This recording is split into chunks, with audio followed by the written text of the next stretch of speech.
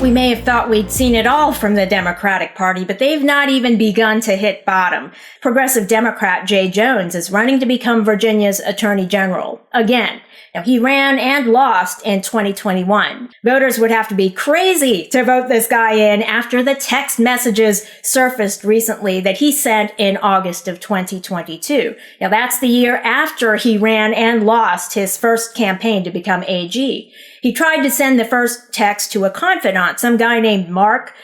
Jay Jones was complaining to Mark about then Speaker of Virginia's House of Delegates, Todd Gilbert, a Republican. Jay Jones was upset that the Republican had the nerve to express condolences for the death of a moderate Democrat House member.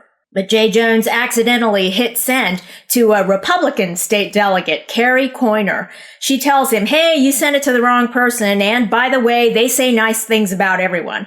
Jay Jones responds by sending a further text saying, if those guys die before me, I will go to their funerals to piss on their graves. Then he goes on to fantasize about killing Todd Gilbert. 3 people, 2 bullets. Gilbert, Hitler, and Pol Pot. Now, Pol Pot was the Cambodian despot, a communist who committed atrocities regarded as among the most vile and widespread in history, killing 2 million of his own people. Jay Jones says in the text, Gilbert gets 2 bullets to the head. Spoiler, put Gilbert in the crew with the 2 worst people you know, and he receives both bullets every time. Carrie Coyner, the Republican, tells him to stop. He responds, LOL. Carrie Coyner says, you were talking about hoping Jennifer Gilbert's children would die. He responds, yes, I've told you this before. Only when people feel pain personally do they move on policy. And she says, I honestly am questioning a lot today.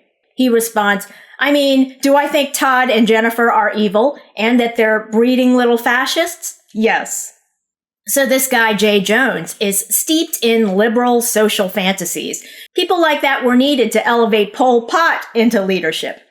And now for a rhetorical question. Rhetorical because we all know the answer. Does Jay Jones believe that if more police were killed in the line of duty, they would shoot fewer people? Yes, of course he does. Carrie Coyner, who seems to be the Jay Jones whisperer, attributed that statement to him in 2020. Now, Jay Jones was a Virginia state delegate for 4 years, and all of his votes were for progressive policies that would turn Virginia into a communist dystopia. Republicans have called on Jay Jones to leave the race immediately. Everyone from President Trump to Governor Glenn Youngkin and the current Attorney General, Jason Miyares, who I believe to be a safe bet for re-election. The Virginia governor's race, though, is tight this year. Governor Youngkin is term limited.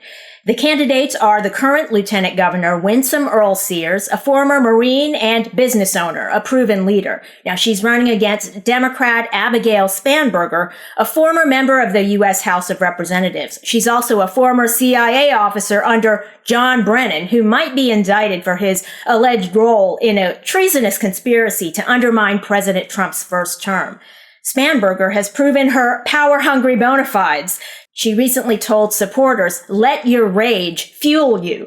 I mean, that says it all. A malign statement, which could do serious emotional damage to young people. People like Jay Jones, for instance, although he's already emotionally damaged. Abigail Spanberger says, although she condemned his text messages about murderous fantasies toward his political opponents, she's not calling for Jay Jones to leave the race for Attorney General. She'll do no such thing. He's just collateral damage. All of the young people who are damaged by that type of rhetoric are collateral damage. As long as Abigail Spanberger gets the power she craves, that's all she cares about. Now, these Democratic leaders, Jay Jones and Abigail Spanberger, are fomenting militant rage in the electorate, and it's extremely dangerous. They should be ashamed of themselves.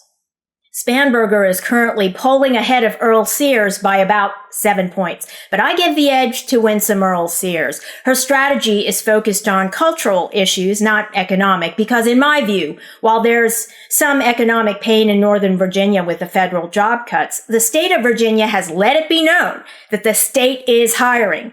Democrats are trying to create a wedge issue with the federal job cuts just to win votes, but there are plenty of job openings in Virginia, Northern Virginia. So if people are willing to serve, the jobs are there. Now, my concern is regarding voters who would rather stew in their own hatred than do what they need to do to manage their own lives.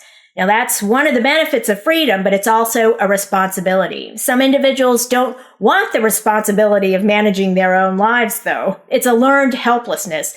And so they open the door to a communist despot who doesn't care about them. Why else would they be urging voters to ruin themselves by following communist-style progressive democratic socialism? Thanks for watching, and if you enjoyed this video, leave a like and don't forget to subscribe.